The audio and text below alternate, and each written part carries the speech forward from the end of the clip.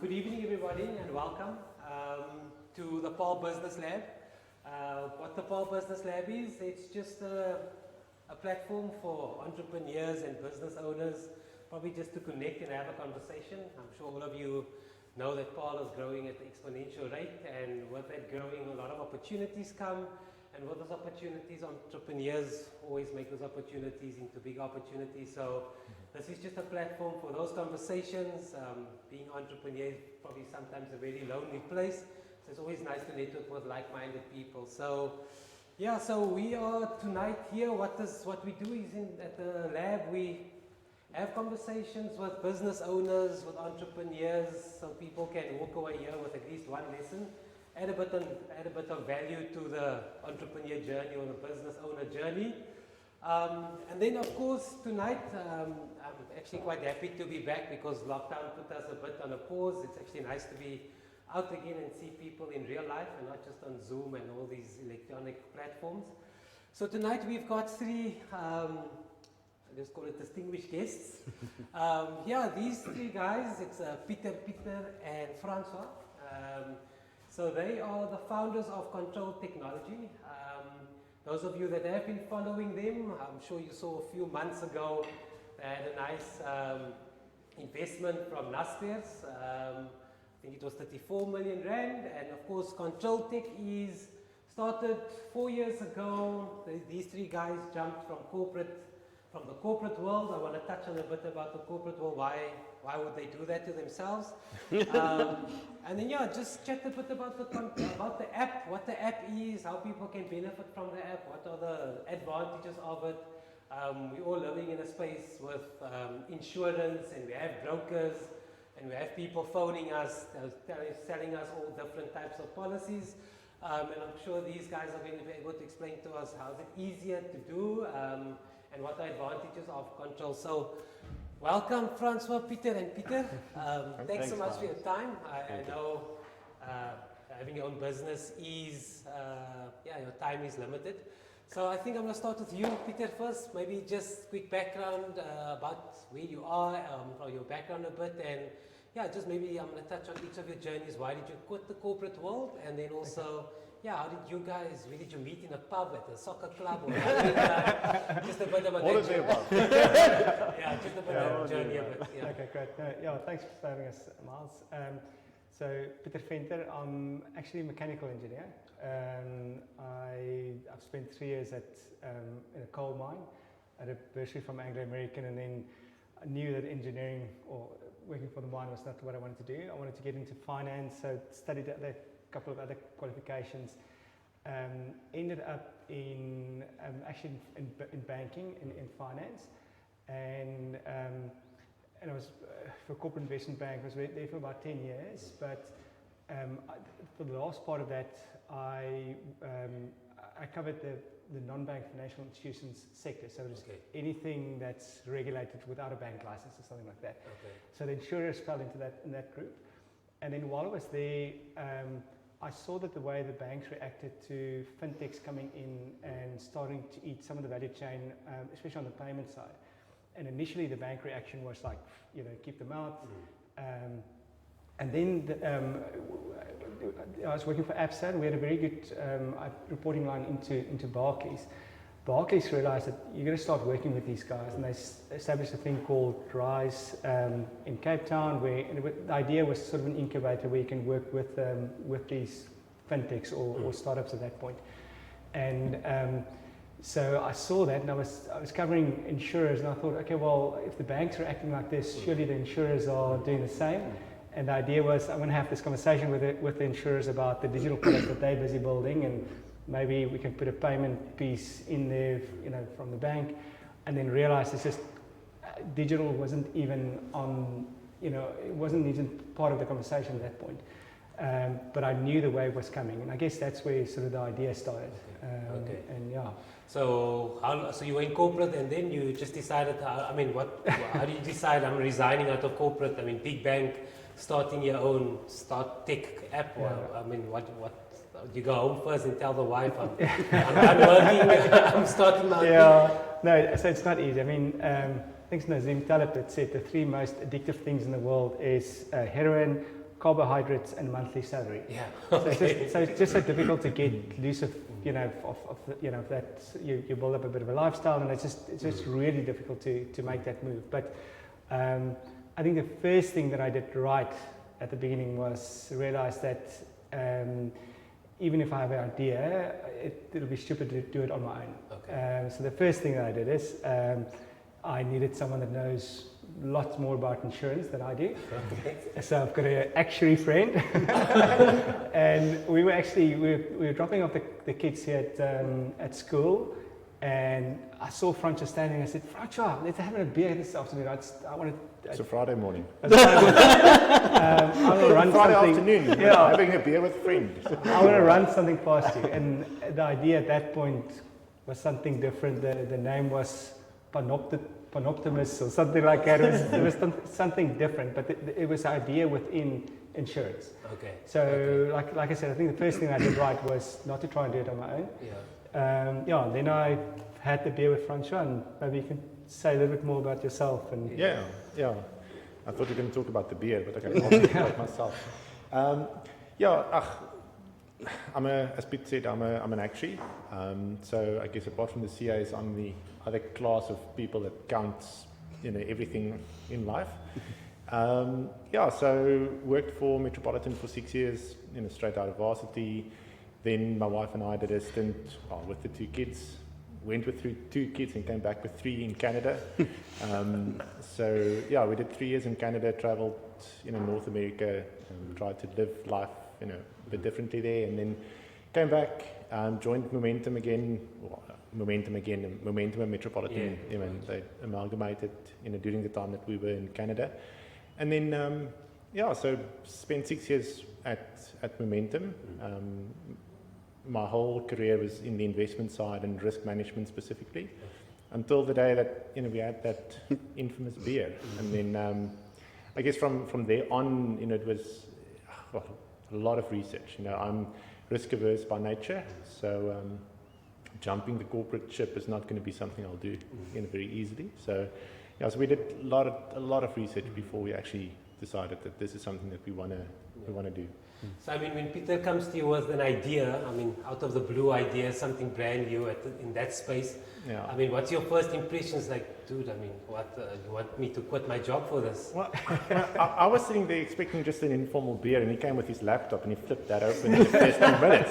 So I wasn't really sure where the conversation was going to go. And to be honest, what we talked about that day is not what we have here today. So to me, that opened my eyes about a world that I was not aware of.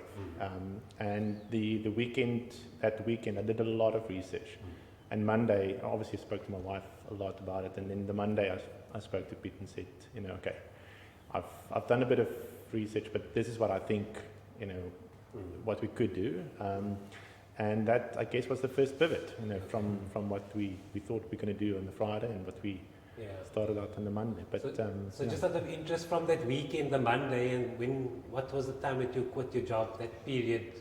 Yeah, so that was in May 2016, and then from there onwards, there was 11 months that we did research. Wow. And we can talk about it in a bit more detail later on, but we really wanted to make sure that we had an idea that there was really a problem that was worth solving, and that people would be willing to pay money to have that problem solved. Okay. So there was May. Peter joined officially, I guess, in April 2017, and the 2 of us joined in Jan 2018. Okay. So it was more than a year and a half until I left. Long enough. Yeah. So Peter Erasmus, also one of the co-founders. A bit about you, and then also maybe just as we start the conversation, tell us a bit about the Control, like what's it all about. Thank you, Miles. It of course it's a fascinating journey, and I think specifically if one can start such a journey with friends, and I must maybe just say in terms of how we connected. So we all knew each other for a very long time. When I moved from Gauteng here, which was in 2013, a couple of weeks later, I met both Francois and Peter. And from the outset we were good friends, and so when they approached me, when was it, end of 2016, we started chatting about the short-term insurance industry because I come from that industry, and I'll talk a little bit about my background soon. But then the conversation started, and in 2017 we chatted again, and that's where we realized, okay, here's an opportunity. And for me, from the outset, it was absolutely clear, knowing Francois, that he likes detail and he'll do his research. And knowing Peter, I knew that, starting a business, going out on this new venture, yes, it's a massive risk, but it was absolutely it was an easy transition to some extent to say, leave corporate and go with friends and start this, because, for me, trust and partnerships are important. And I could tick both of those boxes, and that was a good start. But I think just, back to my background, so I've studied marketing is my background, and worked in the services industry. I come from a family business. My dad was also an entrepreneur, and I came from a family business, which we sold at a certain point many years later. Studied marketing, then we were actually then part of an international company when business was sold. I then went overseas with my wife. She's a CA, and we went to Australia while she was completing a qualification there as well. And I studied full-time my MBA in Australia, which was a great experience to be with like-minded students, and just being a student again for 2 years, although it was completely different student life than compared to your undergraduate. But it was a great experience, and it was great to see also how people are conducting their business, and it's 20 years back, specifically in that time. And yes, I came back to the same company. It was a services ADT. It was a services-focused company. I was one of the MDs and senior manager in that business. And the opportunity came where I moved into the insurance space. At that stage, Outsurance and ADT had some business partnerships and dealings. And I started chatting to the guys, and one thing led to the next. And there was a JV that started between Outsurance and Momentum, where they wanted to start Momentum short-term insurance. And because it was both companies in the first-rank group, and the opportunity came about where they said, Outsurance has got this know-how of underwriting and understands short-term, and Momentum understands the broker distribution landscape. And I was then, at that point when the business started, appointed as head of marketing and broker distribution, getting into that space because of my sales and marketing background, or network background. And so I worked in the broker distribution space of Momentum for a long time, and I think that's where the value also came in our partnership, with having Peter with his engineering background, and Francois with his actuarial background, and me with, call it, the sales and marketing, and specifically in the context of what we're selling. It was important to make sure we understand the broker distribution world, or have some sense on that, and have networks in that space. So that brings us to who we are as a business, and as Francois and Peter said, we went through this whole process of making sure we've got a solid business, and we've got a good understanding of what are those pain points, or what are we solving. And today we're proud to call ourselves South Africa's first digital short-term insurance advice platform. And the emphasis is on the advice component. So it's not just to be another player in the short-term space. It's not just to be another player that's trying to compete in a very competitive landscape where you can give quotes to customers, from aggregating platforms to very successful direct call centers. It's really all about having a broker as central to this entire platform. So we sell the concept as a software as a service business, which we make available to the advice industry. And we are seeing that we are changing that industry. So we may certainly, you can call it disrupting the industry to some extent. Disrupting sounds like a negative word, but I think it creates almost this expectation that the industry is saying, short-term insurance needs to use technology, and digitalization needs to start happening. And so that's the exciting journey that we've embarked on, and that's the control business. We can maybe later talk a little bit about the structure of the business a little bit if you'd like. Maybe just two things I want to add just before we talk about the businesses, maybe because maybe you're interested. But Francois spoke about all the research we did before we convinced ourselves that there's opportunity. I was surprised to learn that you can actually do it in quite a structured way. I mean, a lot of times you see a business and you think and I guess there's stories like that someone just stumbled on an idea and it worked and so on. In our case, we took a book called Steve Bank wrote a book, The Lean Startup Methodology, and basically what it says is everything you write down is hypothesis. And the answers are not in the building. You need to go and talk to actual people that's got this problem. There's two things: are you solving a real problem, and the solution you're putting forward, does that actually solve that problem? and it's quite a structured method of doing that. So we did these questionnaires and we interviewed, I don't know, lots of people. Okay. Let me give you an example. One of the things we wrote down is that the claims process is broken, or the claims process is really difficult. And then the more and more you speak to people, it's like, the claims, it's a bad process, but you know what? My car is damaged. I need to get that repaired. I'm willing to go through a bad process and get that thing fixed. The issue is, if I claim and you tell me I'm not covered, that really freaks me out. Yeah. But that problem isn't a claims problem. It's an advice problem at the beginning. When I bought the product, I didn't know what I was buying. Part of that process, you sort of try to distill what are the real client pain points that you want to solve. And then you've got gains, and you've got, what was the other sort of... 4.5 years ago. and one, there's where you take away pain, and there's where you add a benefit to something. So they call it like a business canvas, which helps you to distill. So what are those real pain points that you want to solve? And it's only once we've done that, and you actually can see here are real pain points, and I've actually tested the solution that I'm proposing, and I can see it solving that problem, and that gets then validated with more research. That you've got enough of a steady base to say, okay, I'm going to quit my job, which happened. So I quit my job first. They sort of contributed to my salary, because again, it's the salary thing. How do you bridge that? You've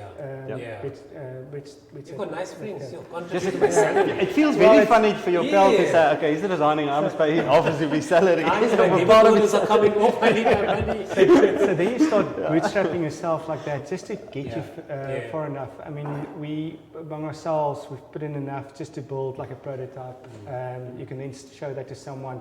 Suddenly someone can see what's going on here. The other thing we did was we made sure that we get an advisory board really early on. So a good friend of mine is Peter de Villiers. He started Clickertel, which is a large international or global business now. Spent 10 years in Silicon Valley. And so he was one of the first guys that we approached and said, do you want to be on our advisory board? He says, they do that. And then the three of us will see him like once a month or maybe once every 2 months. But every time we get to Peter, we put all the issues on the table. We'll go, he just helped us to sort of focus. We got Kobus Sieberdager involved, who knows the industry really well. And he bought into the vision, was probably the first angel investor. So suddenly this, it started happening like that. And then we also started applying for like the MTN Business App of the Year, and we won the best financial solution at that point. And suddenly there's another step of validation, and then we got selected to the Grindstone Accelerator program, and it's another one. And it sort of happened like that, where we got to a point where the two of them could resign and also join the business, and that's, I guess, how we put the little things in place. I want to add two things to what Peter said about the advisory board. So it's really, I think what works for us still today is the fact that apart from we have Peter and Kobus, we also have marketing experts, Mike Hubert and Johan van der Walt. They understand the digital marketing space and they understand marketing and brand building per se. We've got AJ Kutsia that's assisting us on a commercial and a legal perspective. So, we said to ourselves from the outset, although we come from a corporate environment, you have blind spots, that's for sure. We know our sweet spots, but it's always good to just, engage with these individuals. I remember clearly when we walked in with Peter the first time, Peter said, listen, you're not corporate boykies anymore. Now you think like an entrepreneur, divide and conquer, make sure that you split it up. And you know these things, but you need somebody else to tell it to you. You know it, but you're quite difficult to actually do it. So that was quite helpful, and maybe I want to come back to our pain points as well, if I may, because I think that also helps to give us a distinct, call it existence, and that's what we stand for, is the fact that in our platform, given that we're first in South Africa on the advice side and short-term and multi-quotes, our platform, and back to the pain points, we solve for three main components. It's the end consumer, somebody that downloads the app, the consumer out there, it's the broker that sits in the middle, and then it's the insurer. And all three of them are connected in our platform. as Control Technologies, the software as a service. And that's the first in South Africa. So the connection between brokers and insurers have always been there because they draw quotes on their platforms and systems and it worked. But then the link was, the digital link almost was not there between the broker and the client. Our platform really completes that.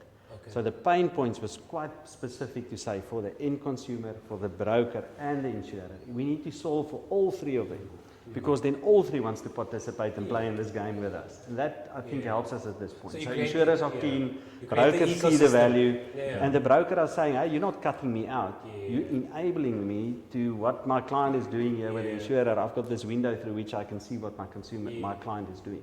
And I think that also at this point works for us as a business. Yeah, I mean, but I'm also like intrigued because you're starting a fintech business where you have these big companies, listed companies, and I mean now you must be very brave to take on big business.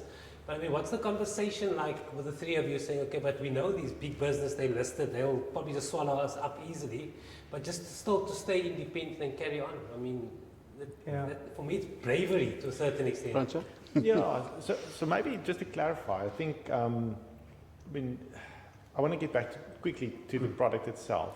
So I think the important thing is we have an app. I mean, soon it'll be web-based as well, but at the moment, the consumer out there downloads the app, and that app basically becomes the client's broker. So you can request his own quotes, you'll get up to 8 quotes, you can accept the quote right there, it takes 20-30 seconds to accept the quote.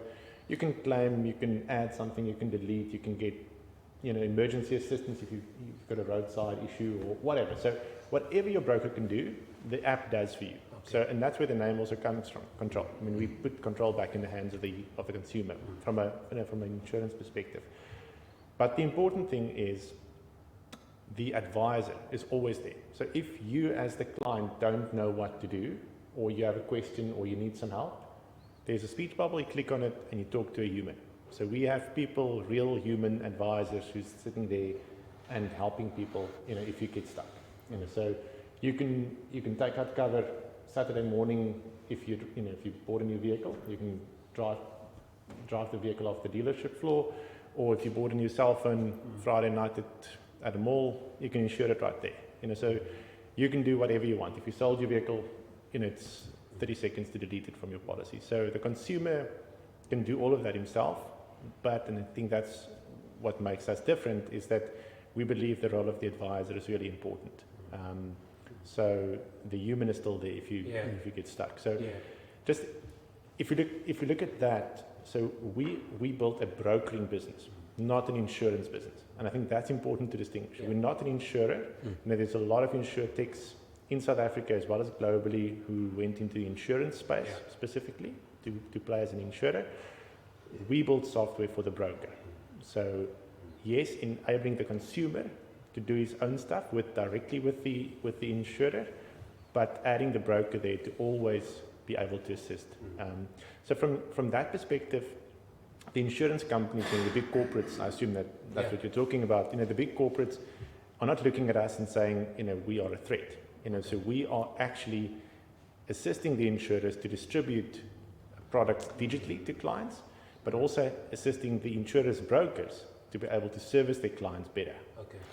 So we are actually, we are actually more an opportunity for the insurers, because now they're saying there's a new means. Insurers have two ways of distributing their products, either directly through a call center or through a broker type business. Now there's another way of doing it. You're actually combining it, or to some extent combining it. You're still in the broker distribution space, but you're adding a digital element to it. So it's actually a new sales channel for insurers. And that's quite interesting to see. Early days, they looked at us and said, I don't know if we've got time and energy to do an integration with you guys. But now the wheel is turning and they're saying, hey, I think now we can give you products as Control through which we can actually distribute our products to clients that are in need of a digital type product, like swipe on insurance on and off, insurance on demand. It's quite difficult to do that in the current state of call centers and phoning my broker. If you want to swipe your card on and off, you need to phone somebody on a call. You don't want to do that. You want to be on a phone and swipe it on and off. And as Francois said, the new insurtech type insurers, they are coming onto the scene and will be disrupting the industry. And some of them might be one day on our platform because it creates that platform opportunity. But the other part that's interesting is that, I mean, he says it's for the broker, but we're also redefining the category of brokers. If I say to you broker, you think about a traditional broker. We've just signed, we've started implementing with Tracker. I mean, Tracker is a telematics company, Yeah. but they want to start a brokerage. They can basically use our software and spin up a brokerage within 3 weeks, as long as they've got an FSP license. So we're redefining what it means to be a broker. And I think there's lots of these consumer-facing companies that's already got very good relationships with their clients. The clients trust their brand. They've got regular interaction. And selling insurance, if it makes sense in the ecosystem which they play in, it's a really nice fit. So I think for the insurance companies, they see this not just insurance, not just software for the brokers, but actually, you know, we're expanding that category. Yeah. Okay, so tell me a bit about the journey. So, of course, you have your idea, and now you have to go knock on doors, and you need to get a seat at the table because you need these big insurance companies on your platform. I mean, how do you get a seat at the table, seeing that you want to get to the big companies? Tell me a bit about those stories. You fake it till you make it. That's interesting. I mean, Santam was one of the first we knocked on, and they just said no. I mean, you know, and we didn't get to the right guy. I mean, we tried to follow the right channels, and I remember. What is this? Is it phone call? Is it knock on doors? Is it email first? I can't even remember. How did we get to? Santam was just the call. Yeah, you actually met with him on your I went own. to see him, and it was like he took my idea and he says, "Okay, no, I'm going to present it at a committee." And I said, "No, okay, I'll come and present it." He said, "No, I will present it." I said, "No, I'll come and present it." And he was like adamant, "No, I'll present it." So he presented it, and then come back and said, "No, sorry guys, we don't deal with aggregators," or something like that. Okay. Ironically, how many months later? I would say a year later. What the investment? Yeah, Yeah, a year more than a later, year later. Something approached us and invested in the business. So A minority stake in the yeah, business. and how that happened. And we saw that same guy again. That's so interesting. And he looked at us. Yeah. So, but I think we just, I mean, you don't take, when you get no, you just follow a different route. And I think we found a space where we could get someone that could solve a problem for us, which is, I guess, the multiple quotes part, where we do one integration, and that gives us more integrations at the back. Okay.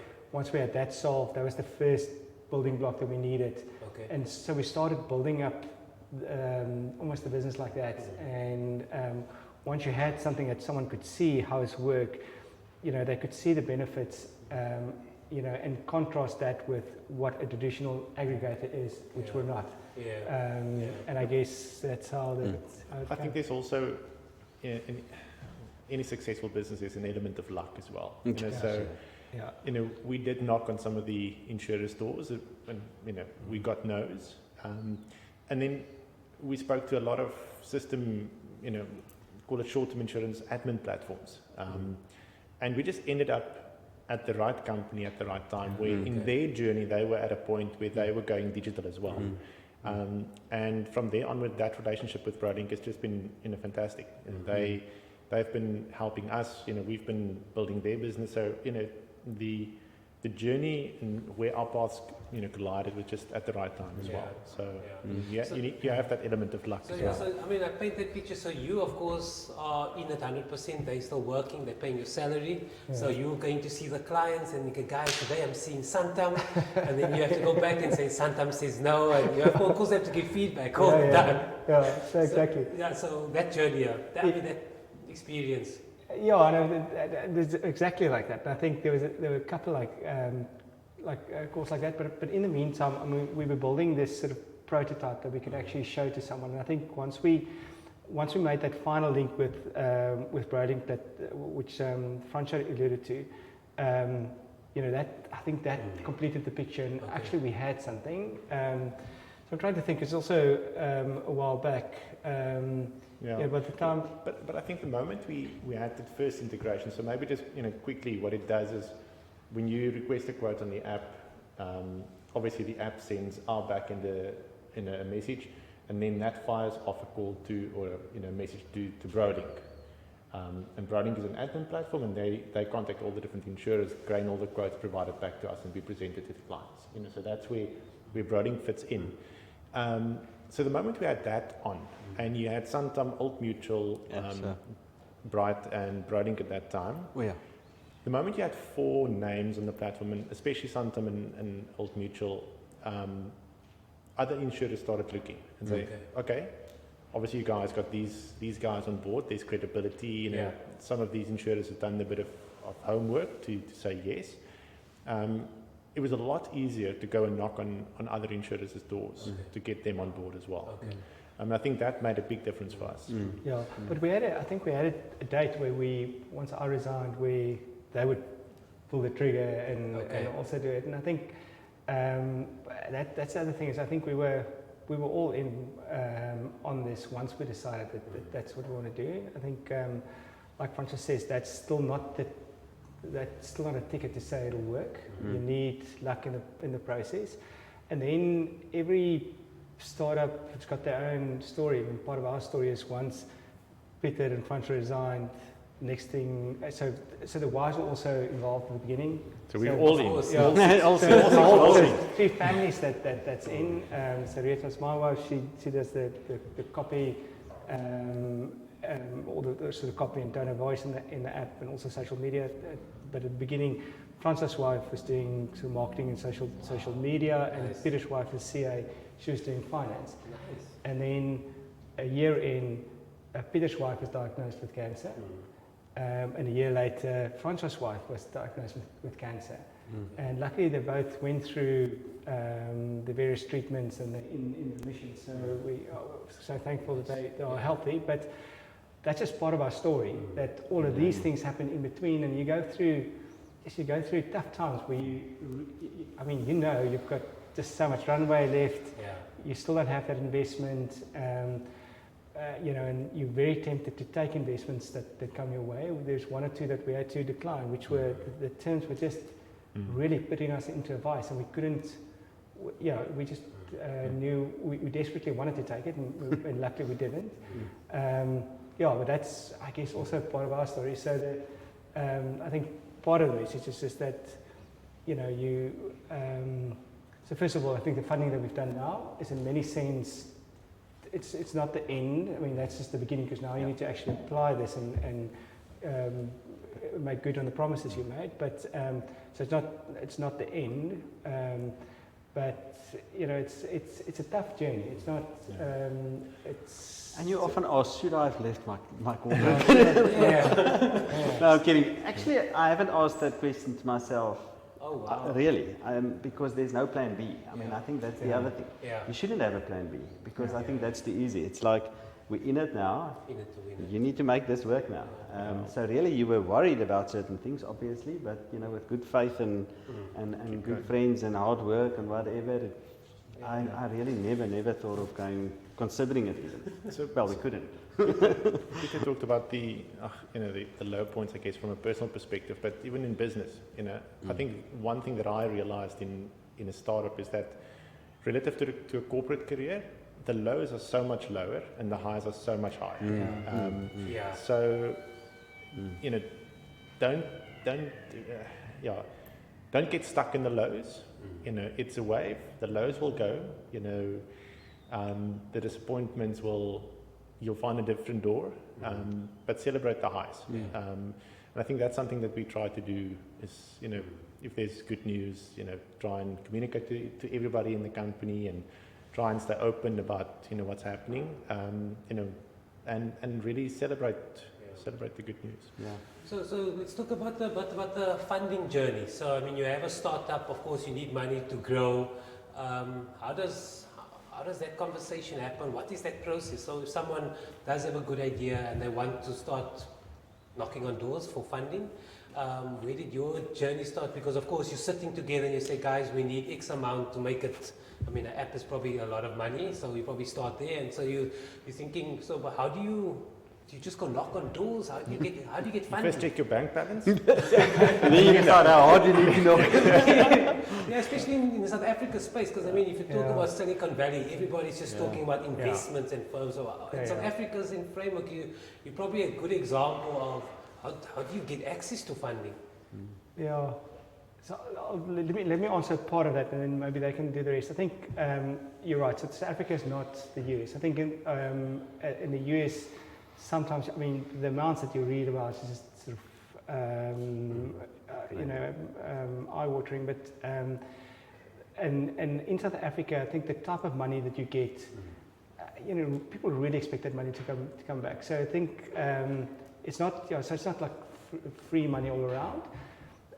That's the one thing. But I think what I do want to say is, in terms of the best time to start a startup, I think in history there hasn't been a better time to do it now. I think one of the things that we realize is if you want to start a technology business, the type of software that we can access on a software as a service basis. There's one part of our app that we integrated with a big international company, and we could pay like $50 a month at the beginning to have the software. And, we were on that startup package for the first year or something. Even our AWS cost at this stage is really, really low, and on top of that, in one of these accelerators, we got credit. So the actual capital layout to do it at the beginning is probably the lowest point in history that you can do it. I think the money is where you buy building bespoke. So in our company, 80% is just salaries. So and that's something you build up sort of over time. So we could grow the team as we got funding in. Initially, we were, it was me, and then we were, initially it was just the families, we were 6, and then 7, and then when we got the Santam funding, I think that was a step change for us. We could add more headcount, and now with the NASPERS funding, we're adding another 4 or 5 positions. So it's so obviously your salaries is a big cost for us, and that went up like that. So again, I think your funding is a sort of stepwise process. You need to find, if you can find the means to show someone something, you've got a prototype and something at work, and you can show them all the research you've done in terms of solving these pain points and get people to believe. You've got to find that angel investor that can, at the beginning, get you a little bit further. For us, that was Davis Quibus, and that got us to, and then, like I said, we won the MTN App of the Year, and that was another piece of validation. So getting these building up the validations, that all helps the funding story, because you need to sell this thing, and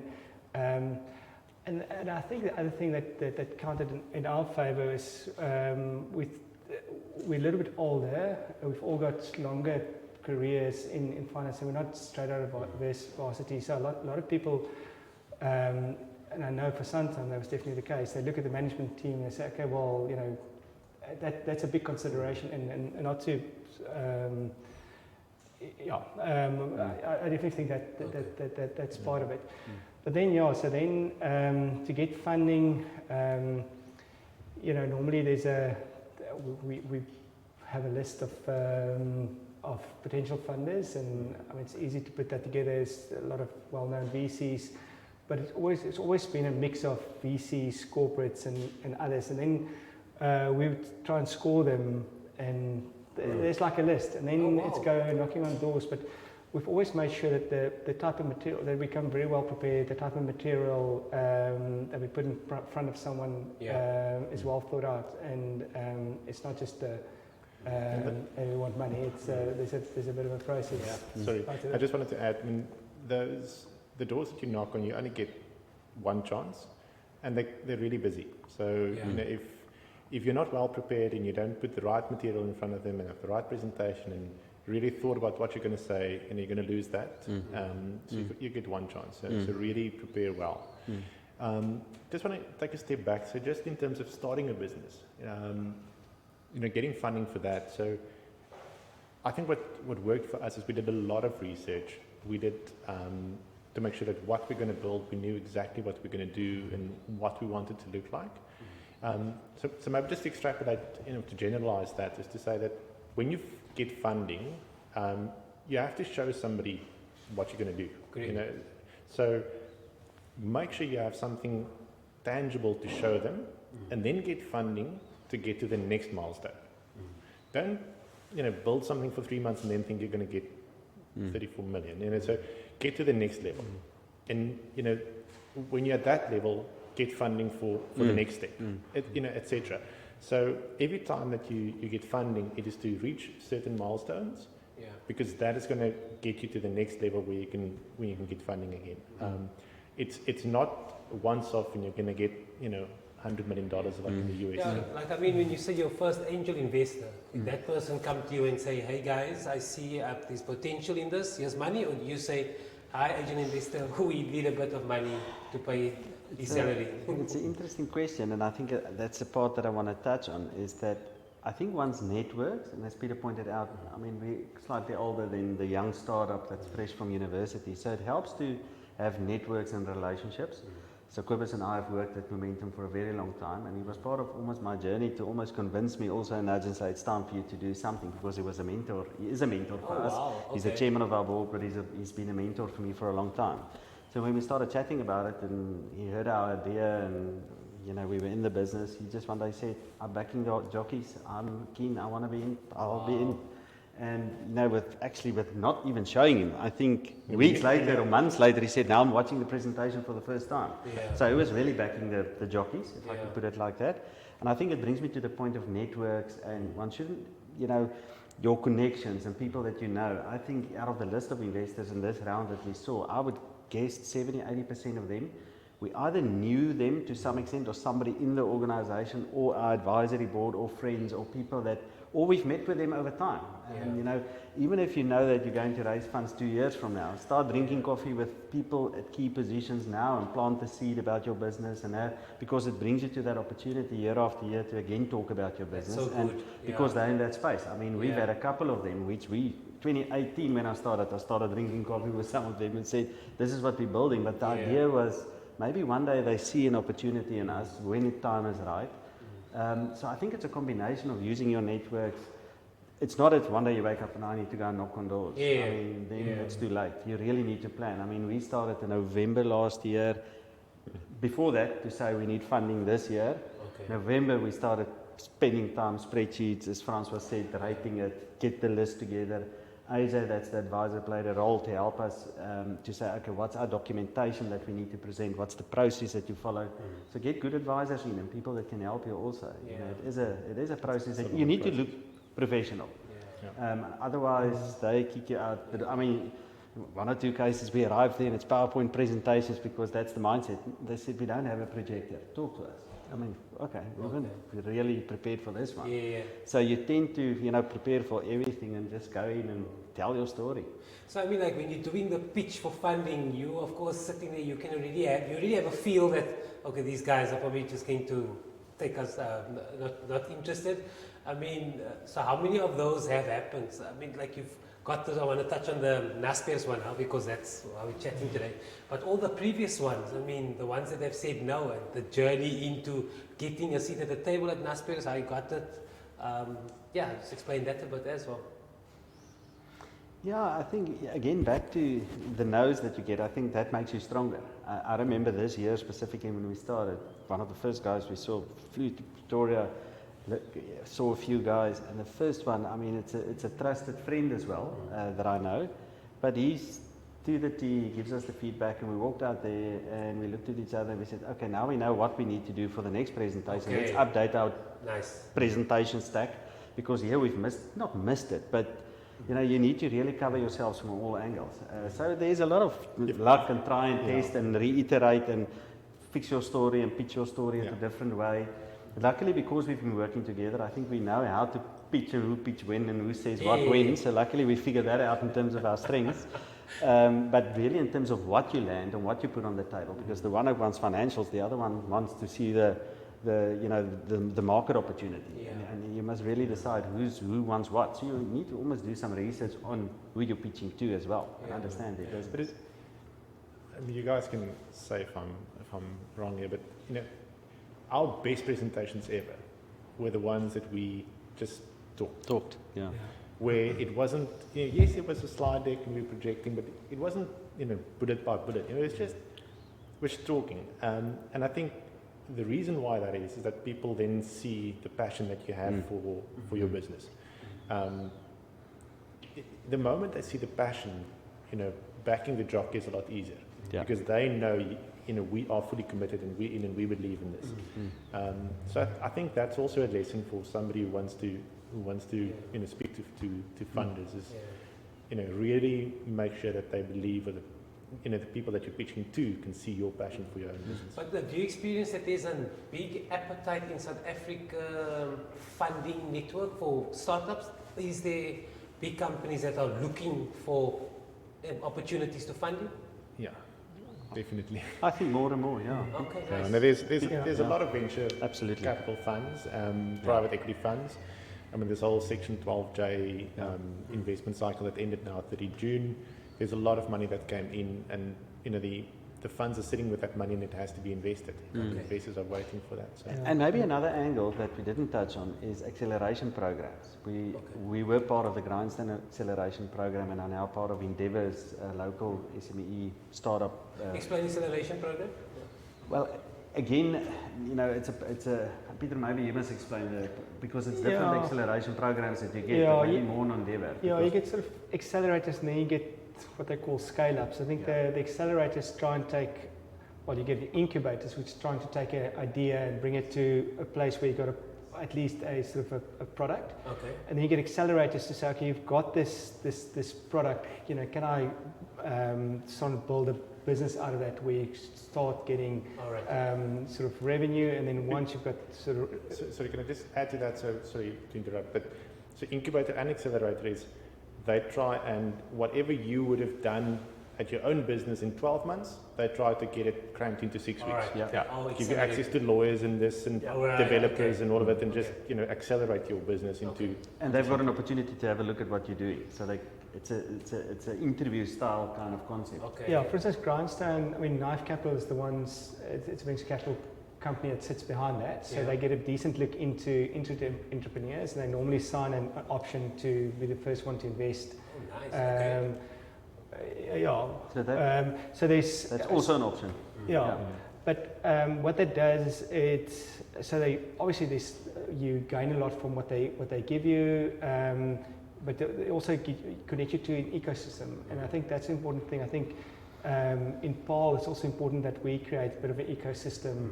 That'll sort of attract more entrepreneurs, and I think there's probably more we can do here.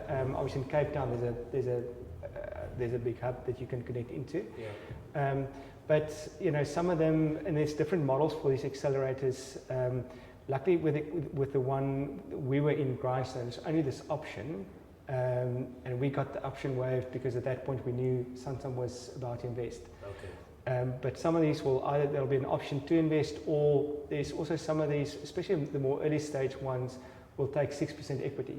So you need to decide whether where you want to play and how do you want to be in these. We went Grindstone because Grindstone I think is probably one of the better ones in South Africa, and we were really glad we were part of that program.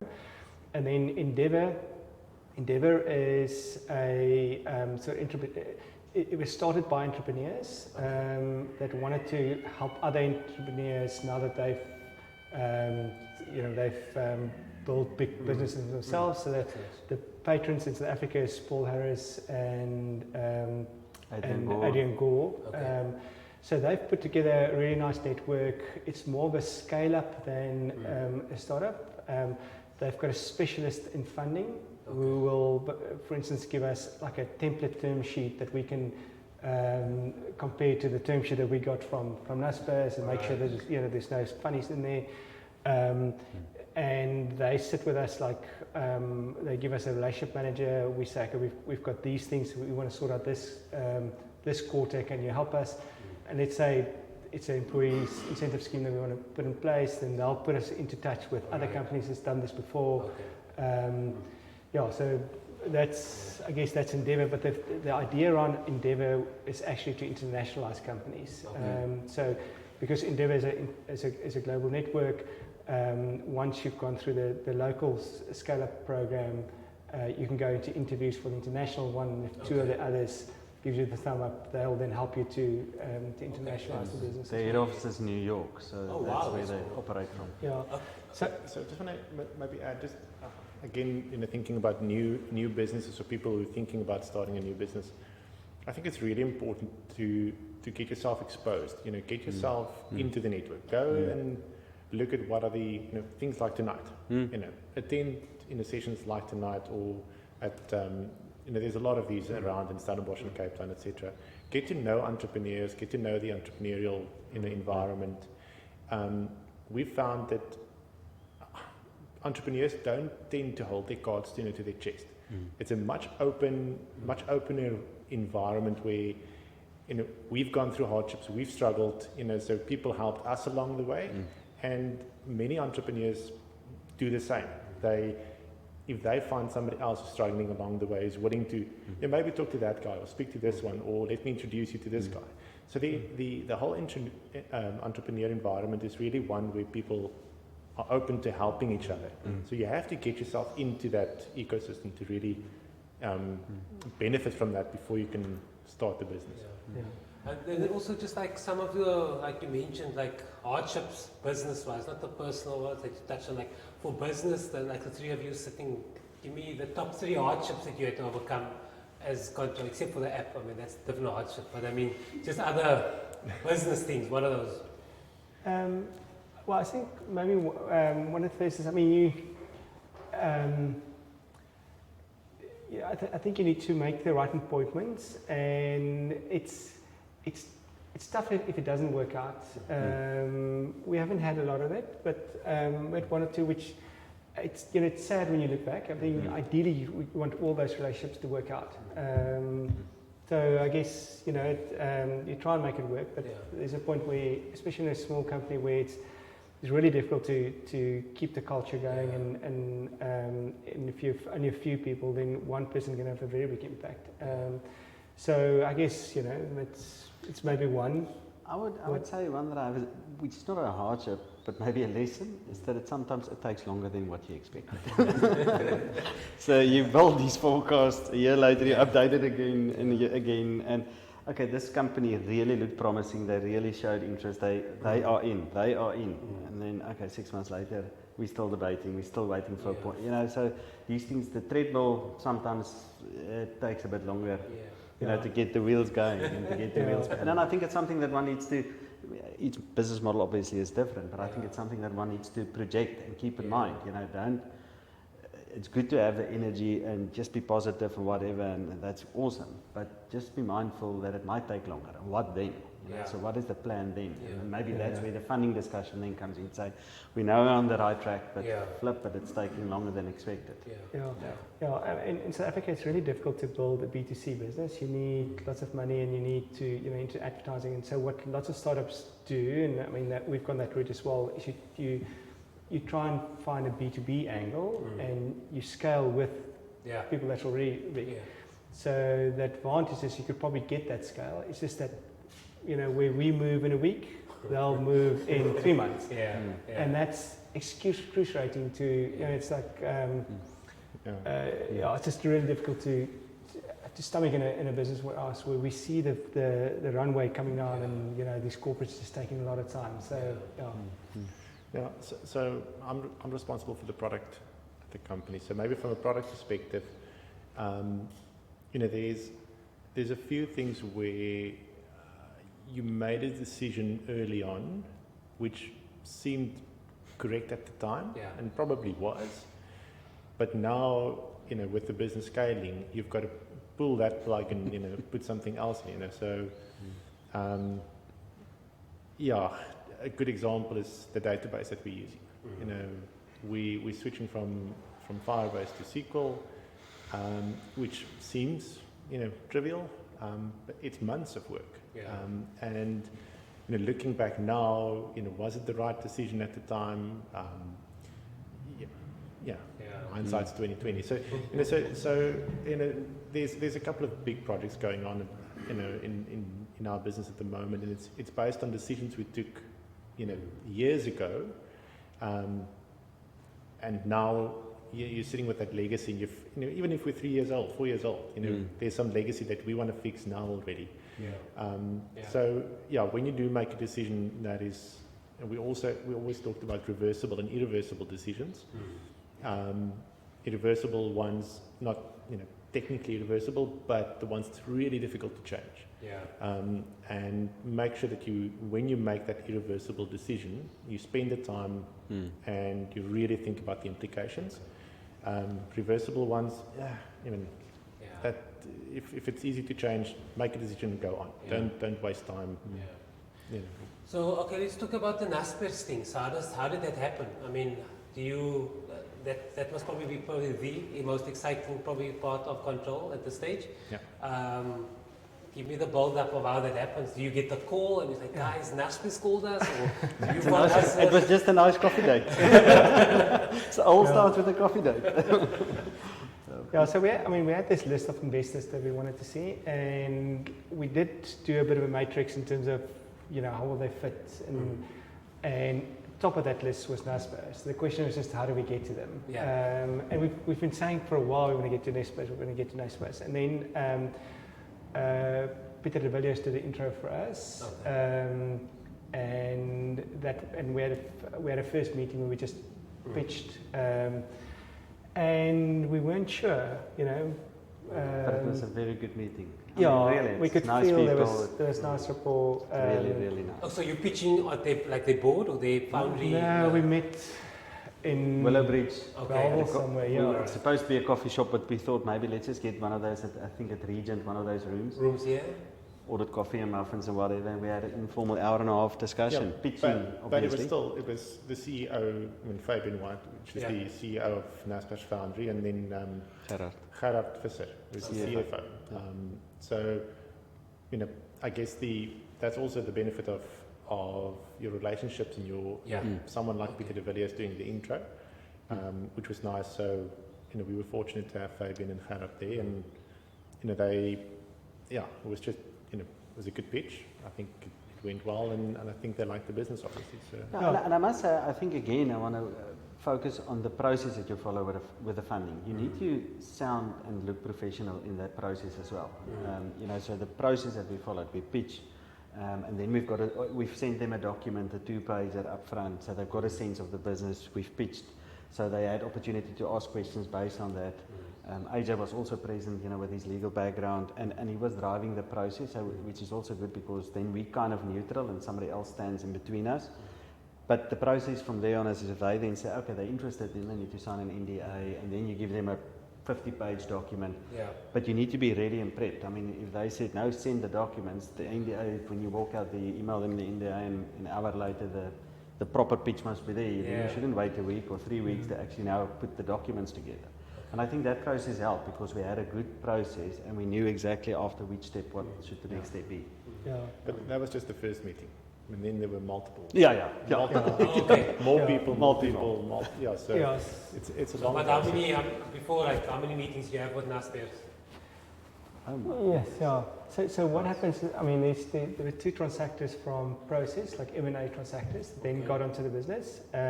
So we've sent them the PPM, the private placement memo, which is a document that explains our business and the financial model that that's all linked. So they'll go through that, and then they start with questions on email, like these questions, and you answer those, and you check your answers, you send that back, and then you wait, and then they've got more questions, and then I think we probably 10 or 12 meetings before we got to the actual term sheet. To the where term they sheet. provided an official offer. Yeah. And it's only once you've got all this back and forth and pitches, and then they'll provide the term sheet, the offer, and then the negotiations start on the offer.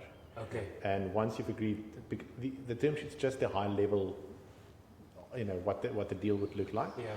And once you've signed that, then the legal start. And then it's many meetings. month and a half, 2 months of legal. And the due diligence then the starts as due well. diligence. So they appointed Deloitte to do due diligence on us. There's a legal part, there's a financial and tax part, there's a technical part, And HR.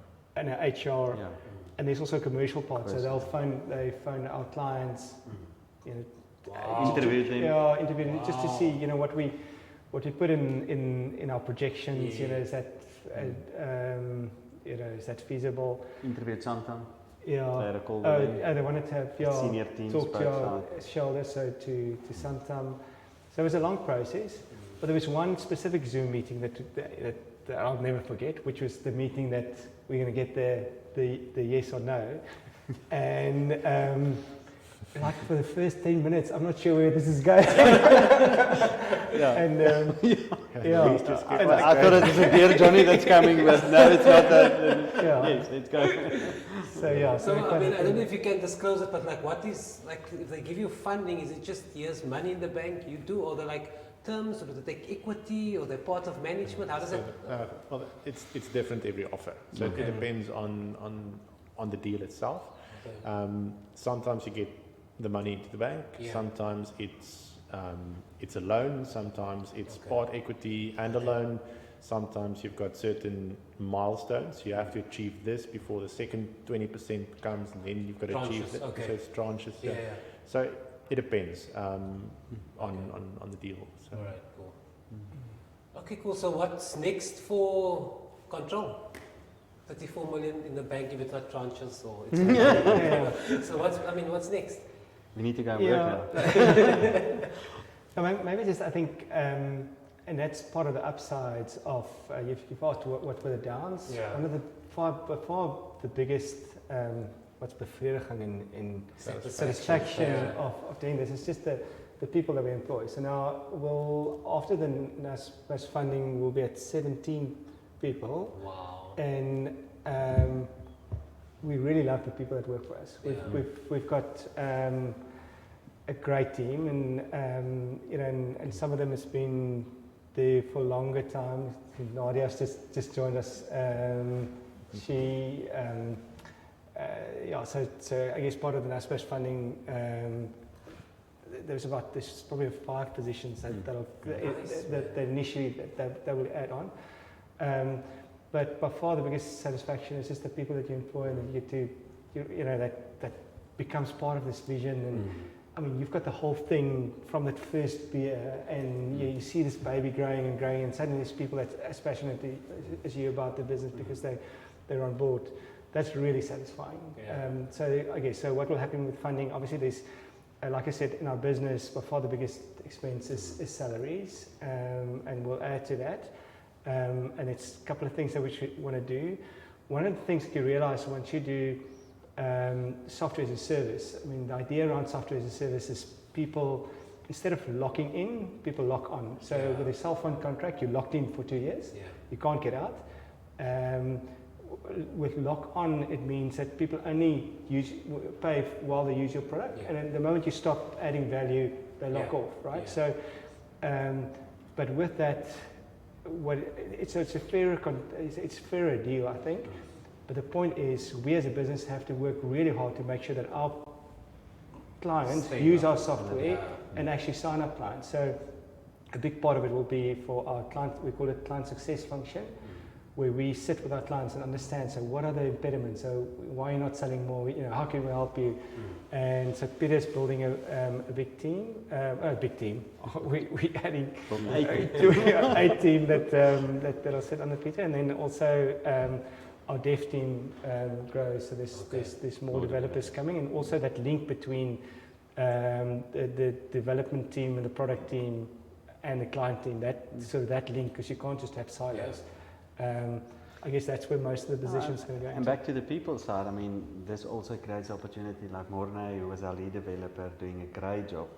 He fits in well in the business, have done a great job. Now we've appointed him as the CTO in our business because we realize we need to elevate so Francois can focus on other things. So I think even from that perspective, we're elevating people in the process, and because we've got a pipeline of opportunities and customers and ideas, and especially on the technology side. I mean, the list is endless. You have all these developers with ideas, and yes, the list is so long, but you can only do it if you've got people that can help you do it. Now, at least we've got an opportunity to say, let's prioritize, as we call it, what will make the boat faster, what will really get this boat to go. So we prioritize it, and it's an internal process that we have initiated and that we're following. So it's now great that we can really focus on the Yeah. business, get operational and make this work, and let the good things come into the business that can really make this boat go faster. Yeah. So I'm interested. So you get 34 million. What's the first thing the three of you are doing? I mean, so we're working 4 years flat out. You have your funding now. What did you do? I mean, how did you celebrate? What's what's going? The celebration was also in phases. Yeah. Term sheet, then you wait for this, then you wait for that. So I Yeah. can't actually remember, but we did as the Control family. We Yeah. went out one night, that I recall, Okay. celebrating when the term sheet came out, Yeah. because it's a vested, the whole three families were Yeah, are of very course. vested in this. Yeah. I think the bad thing, I mean, there's far worse stories on COVID, but for us, I guess just that night or that day specifically, and it was a couple of weeks ago, and it was really in the middle of COVID. So you couldn't really go out and celebrate. It was just so we did get together. Yeah. The six of us, Yeah. but I guess it's it's limited what we could have done. So Yeah. maybe Like I we said- owe ourselves. Yeah, no, but like I said at the beginning, I mean, raising funding like this, that's not the end, it's the beginning. So we're just doing what we were doing the day before, for the most part. We know what needs to be done. We just, by adding people, we can do it a little bit faster. But we've got a couple of plans. So we want to, there's obviously a couple of things that we want to do to the product, but then hopefully next year we want to move into commercial insurance. Okay. And then there's international plans on the cards as well. Okay. So maybe we'll use part of that funding, not maybe, we'll use part of that funding to seed Yeah. an international version of what we're doing, and then probably raise funding there again to scale that up. Yeah. But at least we did have a bottle of champagne or two. Yeah. Yeah. Where did you get it? It was lockdown. We had it, yeah. Okay, so just lastly, Peter, biggest lesson. So, biggest lesson for you in your journey as firstly an entrepreneur and this whole Control journey for all three of you, and then just tell the next entrepreneur what your lesson is, and then maybe also just touch on why should we download Ctrl? How would it benefit? Okay. Yeah. Okay. You can do the download. Let me talk the lesson. I think one thing what I saw in our business is just there's something in having three people, three co-founders. If you're on your own, you've got blind spots and you don't know, what you don't know. The moment you get someone else, he can point out that blind spots for you. But the problem with two people is you can get into a stalemate. So how do you decide? Something happens when you're three. There's just something there. There's a story in the old ships that sailed. They had a compass, but if that compass is a little bit off, you're going to end up in the wrong place. So they had another compass. Okay. But now they, if both are off, what do you do? So they actually had three compasses on the ships, and I think even in airplanes, so there's still 3 GPS systems.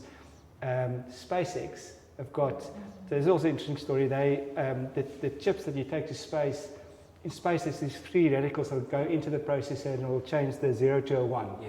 So you have to completely punch at that thing. There's only a handful of engineers that can program that chip. SpaceX says no, we just use normal processors, but we use 3 of them. And every time, and they check each other the whole time. If one is out of sync, they restart that one, and they. So there's something in being 3. I would have struggled on my own to do it. So that's the one thing. And then there's a guy, Nick Harabolas, I don't know if you follow me, he talks a lot about the side hustle and helping people to... Yeah. So he says there's 3 things you need to do when you start a business. You need to be a hipster, a hustler, and a hacker. Okay. And because the hipsters, you have to have an idea. Then you have to be a hacker because technically you need to solve that problem, and then you need to be a hustler because you need to sell that. In our case, I think it's the hipster, the hustler, and the hacker, and somehow we've fit into those 3 categories really well. So so that I think biggest lesson for me, of what I want to say to someone else, is you don't have to do it by yourself. There's power in getting the right people on board, and we know each other's strength really well. So I think people hate it to negotiate against us, because whoever we know who needs to answer when, and that was one of the feedback that we got from Naspers, because I think they check you out, during the due diligence process and through the whole process. They saw that we focus on the important stuff, and we put someone forward that needs to address that. So that's maybe my Lessons? Yeah, definitely the people thing. Surround you with the right people. Not necessarily like-minded, but like-minded in values, but people that can really set you apart. To do this on your own, and especially I think if you come from an environment where you are secure and you perhaps in some way got a bit stale in what you do day in and day out, you need to get somebody to tell you and to remind you of where are we going, what are we doing, are we on the right course? And really, I need to echo what Peter was saying. I mean, it's really all about making sure that you've got the right partners. And I'm back at the point, don't forget your networks and people that you know. People are keen and eager to assist you, really. You must just go out and ask for it. Okay. There's a lot of people and mentors and networks out there, and in today's day specifically, there's this feeling of people want to give back, and I think one should use that. Nice. Roger? I think cash is king. I thought you were going to say MVP. Oh, maybe I should really. You're the product guy. I wanted to take it, but I thought you're the product guy. Okay, so let me do two then. I think cash is king. I mean, your bank balance is your runway. Yeah. So you have to think about that. When the cash runs out, you're back to corporate. So you have to manage that. So really think about where you spend your money and how fast you spend it, and can you actually get through the hockey stick before the cash has run out. So that's one. And I think then the MVP. So MVP is minimum viable product. So minimum viable product is what is the smallest product that you can build that people will buy. That really solves the problem. Right. And I think that's a mistake that we made. So when we built our app, our minimum viable product was multi-insurers, multi-assets. It was... It took us, I don't know, two and a half years. The maximum viable product. Yeah, it took us 2.5 years ago, and I'm sure my kids are watching, they're going to laugh because it's always 2 weeks. When do we launch? Yeah. 2 weeks. Yeah. So it was always 2 weeks away. So build a smaller product and make sure that product is sellable. Because if people buy that and they're interested in that one, so in our case, let's say vehicle insurance. Yeah. Just start with vehicle. If people insure their vehicle, the moment you add contents and buildings, they're probably going to come over and add that as well. So those are the lessons. You did ask about why download control. Maybe I'll take that as well. So right at the beginning, we talked about advice. And a lot of people look at us and say, well, and I'm going to say the name, you're just another hippo. Get quotes, download or compare, and then, get a price. Okay, so Hippo is your competition? Is that what you like? How would you say? No. Oh, right. And I'll tell you why. I mean, right. So it's just two different models. So Hippo, yes, you go on and you get multiple rates from different insurers. Right. The difference in model is there that if you click on the Hippo site, it'll take you through to a call center, and let's say you choose Auto and General. Yeah. The Auto and General consultant will call you and continue the process with you telephonically. Whereas ours, you download the app, you fill in the questions, and we actually get what we call real quotes from the insurer. So you can look at the quotes, you can press the button, you can accept right there. Yeah. Now, what I wanted to get back to the advice part is, and it's something that I didn't know, being an actuary, to me it feels that a lot of the consumers don't know. If you compare the different insurance products, I've worked through multiple insurance policies, and some of them, the shortest one that I found was 26 pages of what's covered, and the longest one was 111 pages. Okay. So as a consumer, you get these quotes, the one's 1,000 rand, the one's 950. Yeah. Some of them might actually be 700 or 1,500. So the quotes vary tremendously. How do you compare that relative to, 26 pages of cover or 111 pages of cover. So what the app does is it doesn't only get you the quotes, it actually shows you what's covered and what's not covered, but it helps you to choose. So is saving 50 Rand worth having 10 times better cover? So that's the one thing why I think why it's important to download the app. But also, and I think the most important thing in the times that we are in now, from a financial perspective, is a lot of people think, my current quote, how different can another insurance company now really quote me? If I'm paying $1,000, yes, somebody might quote me 980 or 970 or 950, but it's too much effort for $50. Yeah. The savings and the differences between quotes between insurers that I've seen is shocking. I mean, we have some of our clients, obviously at the top end, but they've dropped to 40% of what they were paying. Wow. And it's not everybody, so don't quote me on 40%. Yeah. But some insurers just don't like a Polo Vivo, and so you might be paying 800 for your Polo Vivo, where some other insurers, they love Polo Vivos, and they might quote you 300.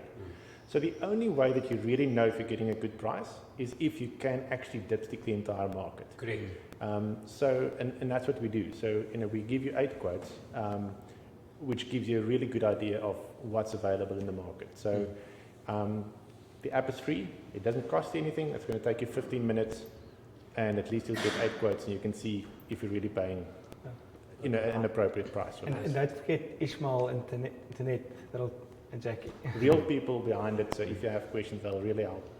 Real people will help you to understand what's covered. Yeah, maybe just to conclude that, so that's from a product perspective when serving our customers directly. Yeah. I think looking at from a broker perspective, our Control Technologies business to business model, or the platform that we've created for advisors. I think if you look at the industry per se, the short-term insurance industry is not good at actually, giving cover to everyone that needs it. Yeah. Out there, 3 out of 10 vehicles are insured today on the road. Wow. And it's been like that for the last 20 years.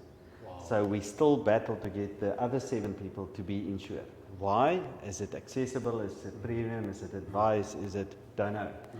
We believe insurance, or insurtech per se, using technology, but bringing the broker into the play, is really an opportunity, especially in South Africa with the young upcoming middle market coming into the play. Yeah. There's an opportunity. If you have an insurable asset, I've got a car in a house, I've got a smartphone, hey, then you can sit anywhere. We're based in Paarl, you can sit in Springbok. We can service you and help you, or the broker for whom we are giving this platform to. So we really believe that from an industry perspective, here's an opportunity by using technology, bringing the broker into the play, we can really help get that needle from 3 to 5 cars that are insured, because that's good financial wellness, and that's what it's all about, the end consumer. Can you maybe just, because I was playing around the app, can you maybe explain that? I don't know if I read about the caravan. If you're not using it throughout the year, when you only use it, you pay an additional premium, and when it's parked in the garage, you can switch. You can switch your cover on and off or something like that. Am I right? Soon.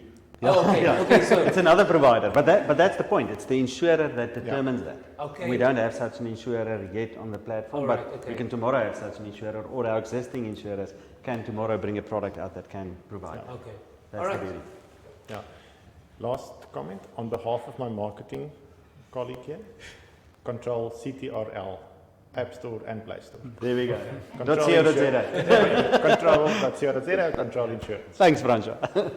Yeah, guys. So I mean, after every interview, there's an opportunity for questions. I don't know. I know some of the staff always are forced to make questions, but they don't have to. But I mean, any questions that you want to ask the 3 of them? I mean, here's a platform. If you want to learn something, totally up to you. I'll give one. So you guys mentioned you've got a rockstar advisory board.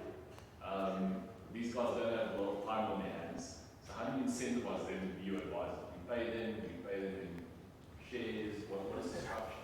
Yeah, so initially we gave them a very small percentage, like between 1.5%, around about there. That doesn't motivate them at all. So these are individuals that they want to give back. They want to give back.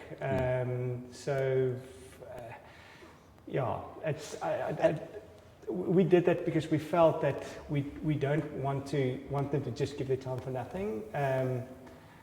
I'm sure they would have done it without that, but I'm glad we did do it that way. I think that means that they signed most of the large resolutions because they are actual shareholders in the business. But they are motivated to give back for sure. And maybe, again, we're fortunate that all of them are friends of ours in some shape or form. I mean, we knew each other before the business, even in our corporate career. So all of our advisors are friends of ours. So they were kind of part of this journey when we said we're leaving corporate, going into the business, and we knew collectively these are individuals that we want, given their skills, we want them in the business. So they, in fact, offered to do it for free, but we felt, listen, let's make it a very, very low percentage, but at least there's, call it skin in the game for you as well. So it really, that's the basis. But you'll be surprised that people are really generous with the time, especially guys that's already made it, feel that they want to give back. But the quality of that time is also just an hour. An hour in a month or an hour in 2 months. You get so much back in that hour. So from your first meeting, I suppose, to closing, how long did that take? 6 months. 5 months. No, 6. It was February. Okay, when the money was in. When the contract was signed. Yeah. Until the money was in, 6 months. 6 months, So nothing is fast in the game. No. It's important for people to understand how far in advance. In fact, everybody tells us that you could actually work on 9 months to a year. I think we're fortunate again that it was 6 months. Yeah, and then, like Peter said, we started 3 months ahead of that, planning, that private placement memo was a big document, well thought through, but the financial model is a fairly complex model. So we've really spent a lot of time. That's to get to the February, and then it was 6 months or so. It's a year. It's a year journey from start to finish. Just to add to that, I mean, there's a big strain on the business when you go through a funding phase. Yes. The amount of time and therefore the amount of money that we have spent on raising this, not actual dollars, but the three of our time. I mean, Rieta, I mean, Yolandi. I don't want to name names, but there's so many people in the business that are spending time on designing a document or doing a technical DD or looking at the financial stuff. So there's so much money that you spend on raising, and during that time, the business, I mean, it doesn't stop because there's other people still, driving the ship forward. But it definitely goes slower in a time that you're raising. And you have to plan for that, especially when you're promising client stuff. Watch out to promise in a time that you're funding. And just the headspace for us, the three of us, because you're thinking about, the next meeting or what now, and so you're spending time there instead of just focusing on the business. So one of the nice things about having the funding done is, just getting back to looking at the product, looking at, it was actually refreshing. So, this is what I like to do. But it's a stressful time because, there's no guarantees either way that'll come through. How much runway does this give you? How many months? Roughly 3 years. Yeah, roughly 3 years. If, and that's if revenue doesn't ramp up. The moment you start ramping up, that pushes out. So, I think, now is a really a good time to, even in history, to raise funding. But so you want to raise enough, but you're also raising at a certain valuation. So if you raise too much, you're stuck with this valuation. So you actually want to raise enough to get you to the next valuation, so you can raise again. And I think that's then you can just to keep the dilution. The more you raise early, the more shares you give away. So you don't want to give away too much. But we, so I think we're happy with the amount we raised, and we were happy with the valuation. But it's, those things are also, it's very difficult to time. I think it's just, Francois talked about luck. I think InsurTech is a bit of a flavour.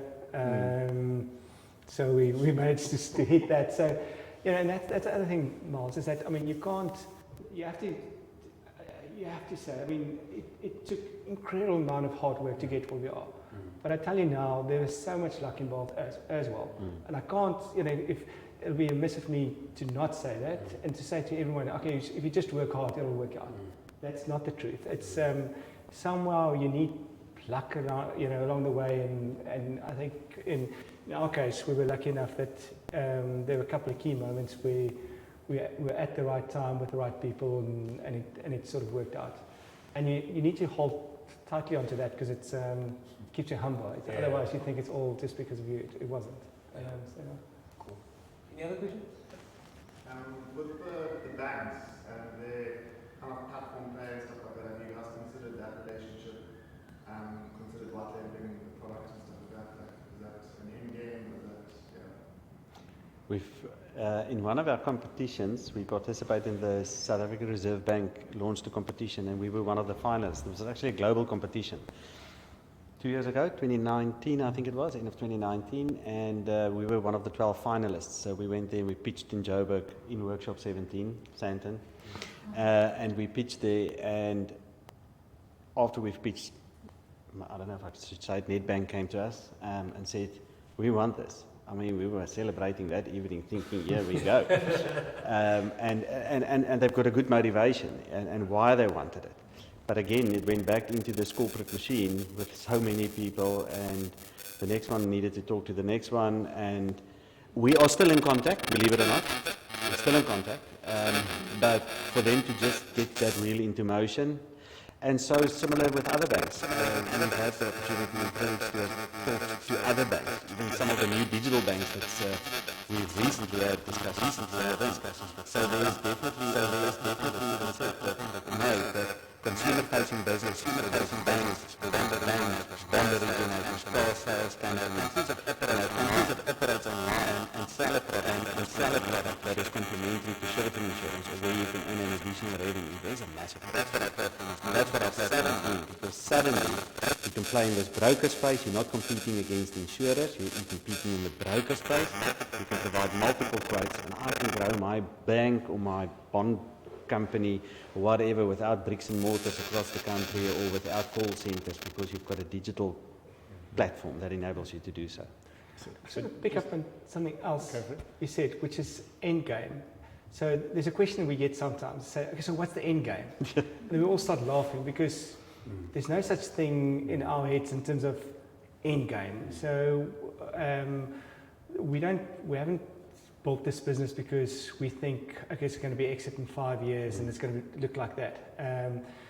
The problem sometimes with getting venture capital money is they push you into that direction because they want you to scale, and then they want to exit in 4 or 5 years. The issue is for the VC, the fund has got this diversified portfolio of investments. He just needs each investment to take as much risk as possible, then he's diversified enough. We've got all our eggs in this basket, but we believe that if you just focus on the business and you do the right things for the business will grow. If a suitor comes, sometime and want to buy out the business, then great. But it's not part of what it's never featured in our conversations or anything like that. We're just building a successful business, and that's a nice thing about Naspers is they are really a patient investor. They've got no horizon to exit or anything like that. So it's a perfect investor for us because one, they've got a big consumer footprint. We also like that. They're international, understand tech, and they're patient. So they just tick so many boxes. So we're really happy to have them as a shoulder. Just want to maybe check. You mentioned the opportunity of white labeling, just to check the understanding. So when we built the tech, we have our own brokerage. If you go to Ctrl.co.za, that's our brokerage. But that exact same technology, we also white label and we give to other brokerages. So that's the B2B side of it. That's for the banks B2B and other companies. Side of it that we, so we have a number of B2B partners, and then obviously the banks will be part of that B2B offering. Someone like Nedbank, if we get to that. Yeah. Any other questions? Guys, thanks so much for your time. Thank you, Mark. Yeah. Congratulations. Thanks for the Thank you. Thanks for your time.